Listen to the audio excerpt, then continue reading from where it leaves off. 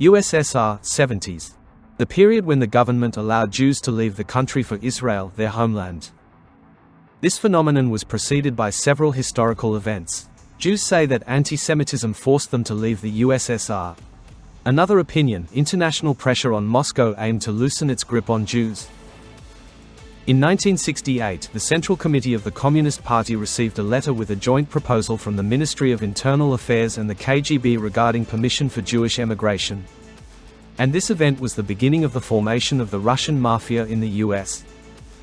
In the US, anyone involved in crime who speaks Russian is often labeled as part of the Russian Mafia. It doesn't matter if they're from Ukraine, Estonia, or Latvia. About 40,000 Jews came to the US. These are only those who at least chased the American dream. Many more wanted to enter the US. Upon arrival, they got to Brighton Beach, where they began small entrepreneurial activities. Since the mid-70s, this New York area has been famous among Russian-speaking Jews from the former USSR. Most were from Russia and Ukraine, and English speakers called the area Little Odessa. Little Odessa. Brighton Beach got its name due to its cheapness and proximity to water. And because of the constant sound of the Russian language and its resemblance to a resort town in Ukraine, it was nicknamed Odessa. Over time, the Jewish population in Brighton Beach grew. Early arrivals invited relatives, friends, and acquaintances, helping them resettle and move on from the USSR. So, Yvzi Agron appears on the horizon. He was born in the USSR, in a Jewish family and, to put it mildly, his life was pretty bad. Despite 3 terms and a thief-in-law title, he remained impoverished in Russia. He decided to leave the country and move to the US. On Brighton Beach. In a few years, Evsei Agron will become the first boss of the Russian Mafia in the US. He bought a ticket and took the first available flight to achieve new goals. At the airport, for example, when a representative from Russia arrives and goes through customs, whether it's a world-renowned athlete, scientist, outstanding artist, or a talented and successful businessman, everything is associated with organized crime, with the mafia. The US has already heard about the level of crime in Russia and its criminal groups. But why didn't they check Evsei Agron? Journalists have the answer. They believe KGB officers did their best. Agran and other Russian mafia figures allegedly left the USSR due to KGB and Kremlin elite assistance. The KGB used such tactics in order to cleanse the USSR of criminals and authorities.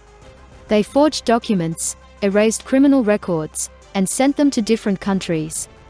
Many Russian mafia bosses, including Boris Nayfeld, Yvzi Agron's future right-hand man, left similarly.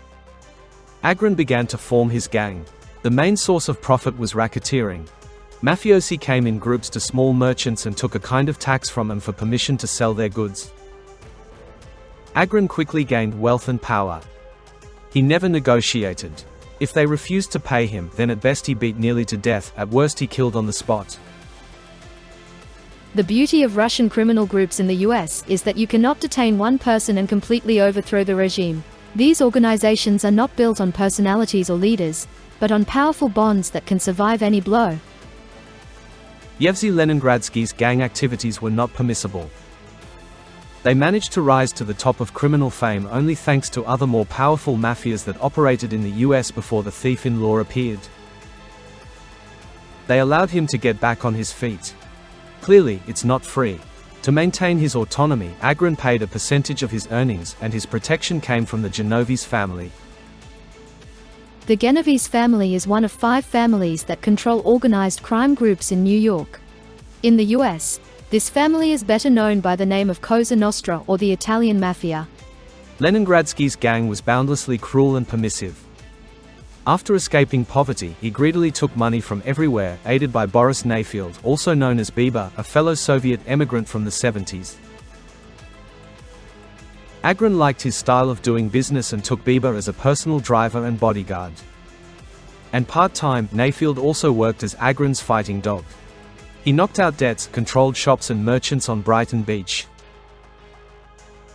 I robbed, threatened, and demanded. Agran knew about my activities and knew me very well. One day he just came to me and invited me to work with him. I agreed. I did what I did best, I threatened, killed, and shot. Rumor has it that in 1980, a random passerby saw how Agran and his fighters beat one seller for non-payment. She went to the police station. A few days later, she was found dead with her son in her own home. Both victims had their eyes gouged out. The more influence Leningradsky concentrated, the more enemies he made for himself. In 1980, he was shot 4 times in the stomach by an unknown assailant. He was taken to the hospital and saved. Guarded by Genovese soldiers while hospitalized. They could not lose such a reliable partner as Agran. He consistently brought them income. After the death of Leningradsky, another Russian mafioso, Marat Balagula, took the vacant place. He's equally influential but more petty, which will cost him later. He changed the style of doing business. Balagula hired Boris Nayfeld as his guard and signed contracts with the Italian Lucci's family. This allowed him to gain momentum and make a loud statement about himself across all of New York. They are completely different from those criminal groups that I have dealt with before. They have learned to survive very well. Most of them were once surrounded by people from the KGB. They have skills without which they cannot survive in the country where they were born. While Balagula built connections, Nayfeld acted as his enforcer, threatening with a gun if anyone refused. He became Balagula's personal weapon. Their system worked perfectly. The cops were powerless because it was unrealistic to get anything from the Russian mob. At least because most of them did not speak English, or at least pretended. And since ordinary bandits are just consumables for the Russian Mafia, they were not interested in personalities, only money. Their structure is very strange and different from ours. There are no generals or captains. A person who brings them a lot of money will get a lot of attention and rise in their eyes. The rest doesn't matter. Nayfeld did just that, brought a lot of money. $200,000 a month. These are only the earnings known to police. He worked according to a scheme. He came to the victim, created a problem, solved it and took money for it. The exact number of victims is unclear, but he raised over $50,000 weekly. And his boss Balagula was engaged in investments and control over restaurants, gambling, prostitution and, most importantly, gasoline. He managed many gas stations and employed numerous people in this business. Balagula was a gold mine for the Lucci's family. They protected him like treasure. In 1986, Russian mafioso Vladimir Reznikov tried to kill Balagula. He aimed to enter the gasoline business by removing a competitor. Lucchese fighters defended Balagula, killing Reznikov. But even such care from the Italian mafiosi did not help Balagula. He managed to spin multi-million-dollar frauds, but he was caught on credit card fraud. If we compare the potential earnings from such activities, it was not even close to hundreds of millions from gasoline operations. In 1986, Marat Balagula earned $750,000 from card fraud. His partner, however, reported him to the police. Balagula fled, but 3 years later he was detained in Germany. On this note, his era as the boss of the Russian Mafia in the US ended. Extradited to the US, he was sentenced to 8 years. Several times the verdict was revised with new charges. Balagula served his sentence and was released from prison in 2004. The vacant place was taken by Boris Nayfeld. He was both unlucky in guarding bosses and managing the group. Under his rule, the Russian Mafia was turned upside down. Thanks to Nayfeld, the FBI began to dig deeper into the Russians. It all started when Bieber lost control over the gasoline racket. And then he was drawn to heroin. From a gasoline king, he wanted to become a heroin one. He shipped goods from Singapore to the US via Poland, packed in cases and TV boxes. If in money, $2 million per month. But it was not destined to work like this for a long time. One dealer broke the rules and sold drugs on the street to unverified persons. That's how we got caught. Everything went downhill. Bieber faced many problems beyond law enforcement. Another mafioso, Monya Elson, became an obstacle to him. In 1991, his men planted explosives under Nayfeld's car, but Boris was lucky, it did not work. He immediately decided to take revenge. He tracked down Elson and fired 5 bullets into his stomach. He didn't manage to kill.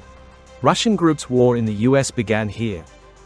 These Russian immigrants, whom we call the Russian Mafia, are unspeakably cruel. It's a gang. Very soon, this gang may turn into an army. FBI interrupted Russian gang war. Bieber and Monya were pushed aside till 1992. The control was taken by Yaponchik, whom we talked about in the last episode. But let's go back to the 70s. An unrelated figure emerged, Odessa's Leonid Fainberg, Tarzan. Starting from the bottom, he will become one of the most famous representatives of the Russian Mafia in the world. And it all started with Miami, where he opened his nightclub, Porky. Tarzan used Porky as a meeting place for influential mobsters. You could tell Tarzan your business needs, and he would connect clients with the right people. He was like an ambassador in the criminal world. Tarzan's main income came from working with Colombians. In 1993, he worked with Baron Juan Almeida. He sought drug supply opportunities, which Tarzan quickly found. After the Cold War, Russia had so much surplus military equipment it could be given away for free. And of course, everything was resold and cut up as soon as possible. The Baron asked Tarzan about buying a submarine for drug transport. And the answer was not long in coming. At that time, everything was sold for one reason: people wanted to become rich very quickly. It's just anarchy, chaos. So, the police officers and military, left out after the Cold War, eagerly sold anything they had access to. Just to give you an idea of the power of a submarine. It can carry 50,000 tons of cargo. Just imagine how many drugs it is. I called my friend who worked in the government and said, "Let me ask you a question. Is it possible to somehow buy a submarine?" And he said to me, "With missiles or without?" And when he told me about it, I realized that next week we would really go for a submarine. But he failed to turn this case. In 1997, he was jailed for 37 months for drug trafficking. He received 30 more charges, but due to cooperation with the government, Tarzan was released early and was deported to Israel. I told him, boy, you're in deep, so you'll have to tell us everything you know about the Russian Mafia. You either talk to us and go home, or you are silent, but you go to prison." In the late 90s, the Russian Mafia's activities were brutally suppressed by the feds, forcing them to lie low. It was dangerous to work openly. They shifted to illegal activities like gambling, controlling prostitution, and forcing Russian women into labor without documents. And, of course, credit card fraud. Today, while the Russian Mafia in the US is losing influence and control, the very name still instills fear. Criminal groups struggle to survive in the US the further away from the 2000s. Government and law enforcement hinder them. At least, they try. Witness elimination and brutal beatings are historical. The Mafia remains in the shadows, but at the same time keeps its hand on the trigger, ready to shoot at any moment.